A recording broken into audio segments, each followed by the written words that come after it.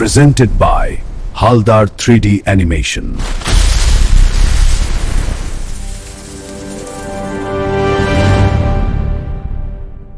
গ্রামের সেই পুকুর কি সত্যিই রাতের অন্ধকারে কারো ফিরবার পথ বন্ধ করে দেয়?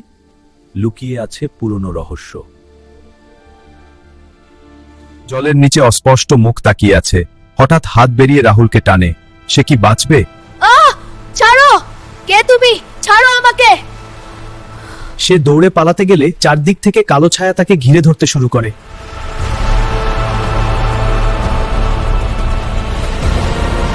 রাহুল কি পারবে সেই পুকুর থেকে বেঁচে ফিরে যেতে?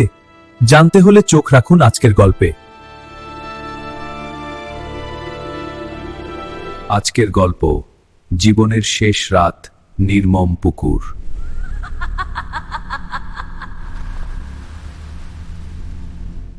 এই ছেলেটা জানতো না আজ রাতেই তার জীবনের সবচেয়ে ভয়ঙ্কর অভিজ্ঞতা শুরু হতে চলেছে।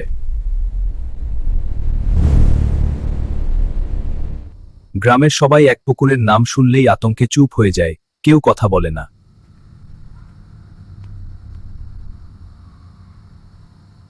বলা হয় রাতে ওই পুকুরে গেলে কেউ আর জীবিত ফিরে আসে না কখনো।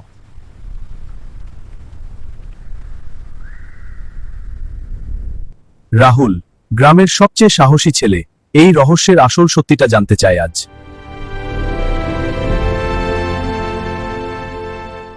লোকজন তাকে থামাতে চায়, কিন্তু তার চোখে শুধু জেদ আর কৌতূহল জ্বলছিল।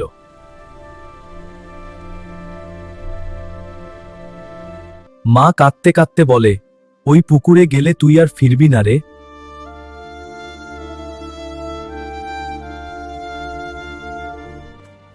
আমি ফিরবই মা, সত্যিটা না জেনে আমি হার মানব না।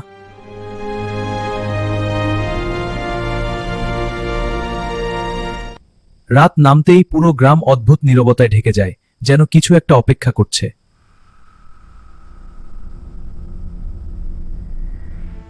টর্চ হাতে রাহুল একা পুকুরের দিকে এগোতে থাকে। চারদিকে অন্ধকার ঘন হয়ে আসে।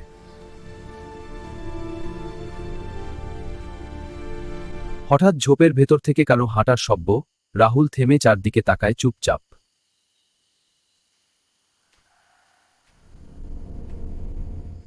কেউ যেন ধীরে ধীরে তার নাম ধরে ডাকছে, কণ্ঠস্বরটা অচেনা আর ঠান্ডা।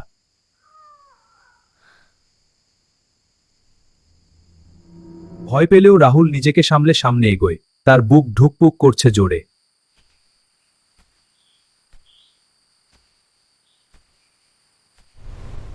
পুকুরের কাছে পৌঁছাতেই হঠাৎ ঠান্ডা বাতাস তাকে ঘিরে ধরে কাঁপিয়ে দেয়।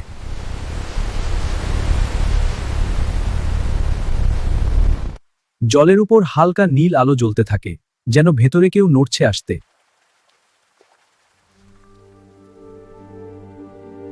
রাহুল টর্চ ফেলতেই দেখে জলের নিচে অস্পষ্ট একটা মুখ তাকিয়ে আছে উপরের দিকে।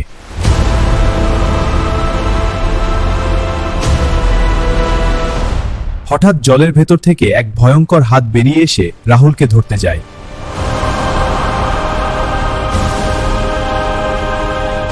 রাহুল পিছিয়ে যেতে গিয়ে কাদায় পা আটকে ফেলে, নড়তে পারছে না একদম।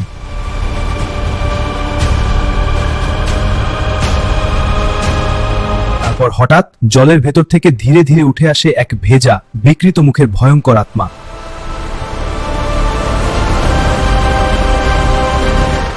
তার চোখ লাল জ্বলছে, মুখ ছিঁড়ে গেছে। সে রাহুলের দিকে তাকিয়ে দাঁড়িয়ে।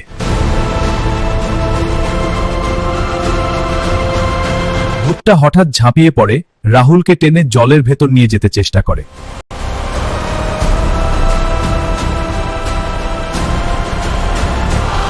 রাহুল প্রাণপণে লাথি মেরে নিজেকে ছাড়িয়ে নেয়, বুক ধড়ফড় করছে দ্রুত।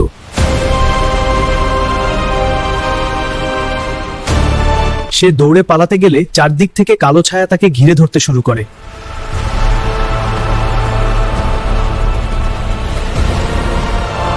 একাধিক ছায়া একসাথে এগিয়ে আসে, তাদের চোখ জ্বলছে অন্ধকারের ভেতরে।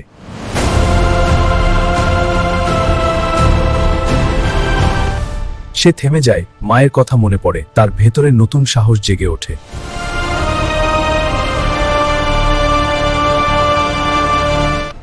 সে লাঠি তুলে এক ভূতের দিকে আঘাত করে, ভয়কে উপেক্ষা করে দাঁড়িয়ে থাকে।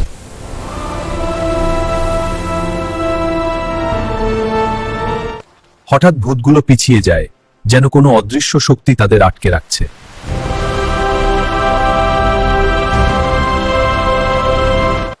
সে লক্ষ্য করে পাশের পুরনো মন্দির থেকে অদ্ভুত আলো বেরোচ্ছে ধীরে ধীরে।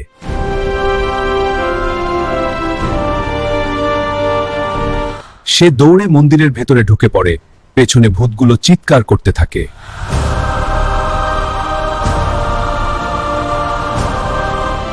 মন্দিরের ভেতরে এক পুরনো মূর্তি আলো ছড়াচ্ছে, চারদিকে এক অদ্ভুত শান্তি।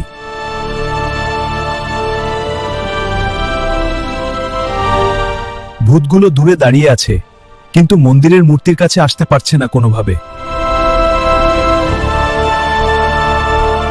রাহুল মূর্তির নিচে একটা পুরনো লকেট খুঁজে পায়, যেটা অদ্ভুতভাবে জ্বলছে।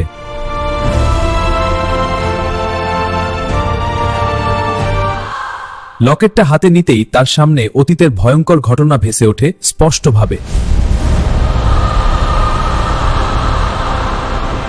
কিছু নির্দয় মানুষ নিরীহ গ্রামবাসীদের বেঁধে এই পুকুরে ফেলে দিচ্ছে নির্মমভাবে।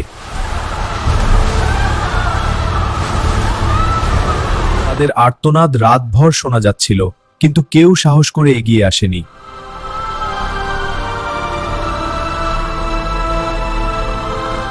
রাহুল বুঝতে পারে এই আত্মাগুলো প্রতিশোধ নয়, বছরের পর বছর মুক্তি চাইছে।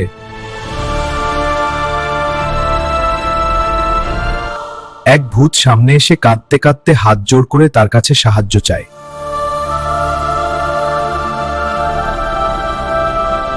রাহুলের চোখ ভিজে যায়, সে আর ভয় পায় না, শুধু তাদের কষ্ট অনুভব করে।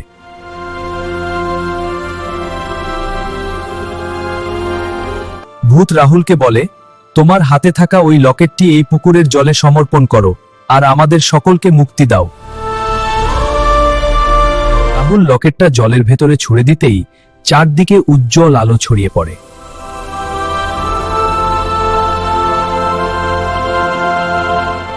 সব আত্মা ধীরে ধীরে শান্ত হয়ে হাসি মুখে মিলিয়ে যায়, মুক্তি পায় অবশেষে।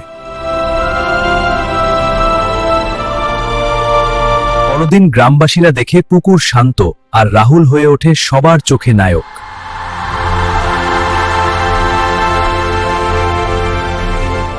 আজকে আমরা শিখলাম, ভয় কখনো শেষ নয়, সাহস আর সহানুভূতি নিয়ে আসে শান্তি। আমাদের গল্প যদি ভালো লেগে থাকে, আমাদের চ্যানেলটি সাবস্ক্রাইব করুন এবং নিচে থাকা বেল আইকনটি অন করে রাখুন নতুন গল্প পেতে। ধন্যবাদ বন্ধুরা।